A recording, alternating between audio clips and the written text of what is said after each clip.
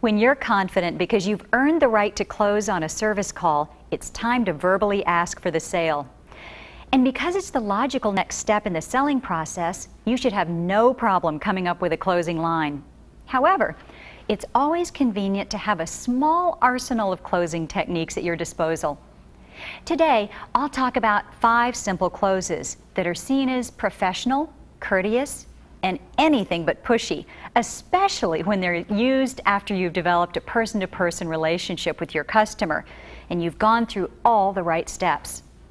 I'll also talk about one close that you really shouldn't use.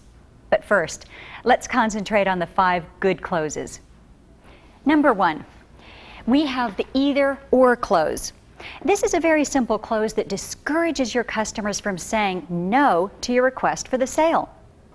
So, you don't say, "Would you like to go with this bathtub then?" Instead, you say something like, "I'm really glad you like this one. Would you like to pay with a check, or did you want to take advantage of the financing we discussed?" Here's another one. "You're right, it really will look great in your home. Would you like to schedule the installation on a weekday, or is next weekend better for you?" So you see how the either-or close works. At the right moment, you give your customers a choice. Now, the reflexive close is another simple technique that's very straightforward and upfront. In the reflexive close, you simply turn a customer's question around. For example, if a customer asks, "Could I get it in yellow to match the sink?" which is a clear buying signal, you simply ask, "Would you like it in yellow?" The customer is likely to say yes, and you've closed the sale. A side note here, with the reflexive close, you need to watch out for "if I could, would you" language. Let's say a customer tells you, "I wish I could get this water heater for under $700. The last thing you want to do is ask, "If I could get this water heater for you for under $700, would you buy it?" This is an outdated closing technique, and it's usually seen as slick and pushy. By the way, just because you've closed the sale doesn't mean you can't add on. For example, if a customer asks you if she can use financing to purchase a furnace, you could use the reflexive close like this. "Would you like to finance your new furnace?" The customer says yes, and you begin to write up the sale. While you're doing this, why not go ahead and throw in an add-on close, like, "How about that extended warranty we discussed to protect your investment?" I know it would really give you peace of mind. Why not? You've already closed the sale on the main item. Remember, it's a good idea to attempt an add-on at every opportunity. Now, let's move on to the 3rd technique, the ask for it close. This one requires a bit more courage than the first 2, but with an indecisive customer, it's the perfect thing. Here's what you do. When you've got customers who just can't decide on service and you've got a good relationship going, smile, relax, laugh a bit, and ask them for the job. That's it. Just ask. Now, you've got to do this with a little humor, even if you're normally not a funny person. Here's an example. Let's say a customer can't make up her mind. She says, "I'm sorry to be taking up so much of your time, but I just can't decide." Give the customer a big smile and say, "No problem.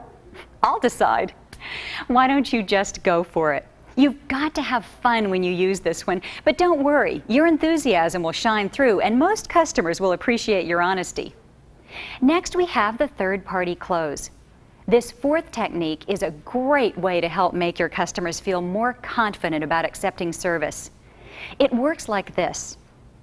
You simply tell them about someone else who was very satisfied with the same fixture, appliance, service, or whatever the job entails. Of course, this someone could be anyone, a friend, a neighbor, a fellow technician, or just a customer who happened to have had that same new thermostat installed last week. His family just loves it, and so will yours. Our 5th close is the order form close. When you aren't getting any customer resistance, and you feel that customers are seriously thinking about buying, begin to write up the invoice. That's it. Just begin to write it up. You're literally assuming the customer will want you to do the job. If they don't want you to do the job, they'll be sure to let you know. And all you have to do is apologize and say you thought they had already decided to have you do the job. Finally, before we finish, and you continue to discuss these closes in your meeting, I want to talk about one close you shouldn't use. This is the penalty close. The penalty close is completely and absolutely overused in our business. It's like using scare tactics. Customers will see this close as unprofessional, and you'll only earn their distrust. The penalty close, you see, punishes customers for not buying today. For example, the cost of installing that model is being increased, and if you don't buy it now, I can't guarantee the price. Here's another. If you don't decide today, we won't be able to install it until next week.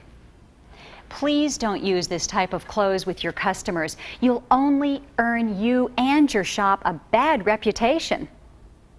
Well, that's our meeting on closing. I've given you enough techniques to get you started, and you'll probably develop several of your own over the course of your career. Remember, mold your close to the relationship you've built with your customer, and don't be afraid to have a little fun. After all, it's almost celebration time now that you've made the sale. Ask for the job today. It's really very easy once you've earned the right to do it. Now, let's take a look at some role plays. Now, the porcelain one I think is going to look really nice in here, and it won't have the stains that you got it now, you know. So I think you'll be a lot happier. Yeah, I know it won't have the stains. Yeah. And I think also it's going to make the whole kitchen look a lot newer. Yeah, I'm sure you're right about that too. Yeah. Now, if you want, I mean, I could show you. I mean, I got a couple of others here I could show you because. You know, I don't know. Maybe I should just think about this a little more. No, that's okay. No problem there. I can wait around for a while because I don't have any other sales calls. So. Oh no, you can think about it. Take your time. No, that's problem. okay. That's okay. Really, that's really nice of you. Okay. But you know what? I just think I'll give you a call and I'll let you know when I've decided. Okay? Well, sure. Whatever you want, then. Yeah. No problem. You got my number. No problem with that. I just want you to know that that particular sink, though, is on a special today, and my manager did say that it was going to be going up, so there's no particular guarantee that it's going to be available at that particular price. Okay. So if you're interested, I'm not going to be able to guarantee that price a little later because there was this. Sure. Well, listen, special. thanks for the warning, and I'll have to take my chances, right? Okay. Thank you. Okay. I'll call you. And Mrs. Martin, I forgot to tell you, another great thing about this sink is that it has a cast iron construction, so it's really solid beneath that porcelain enamel finish. That means not only are you going to be getting a sink that looks great, but it's also extremely durable. And in a high traffic area like the kitchen, that's pretty important, don't you think? Wow, cast iron, huh? Yeah. Sounds like something not even my kids could demolish. You're absolutely right. It's practically kid-proof. Well, it would be nice to have a new look. Yeah, it would be. It'd give your kitchen a whole new look, wouldn't it? Yeah, and but the thing is, I was really kind of toying of maybe with the idea of getting it in black to match the new black countertop that I've ordered. Can I get it in black? Would you like it in black? Yeah, I would. I think it would just kind of give the kitchen a more modern, more high-tech look. Yeah, I think you're right. Well, you're in luck because this sink comes in black. Oh, okay. Now, how about a shiny new faucet to add even more sparkle to your kitchen's new look? Well, that's interesting. What do you recommend? Do you have something with a spray? Sure do. Well, show me what you got.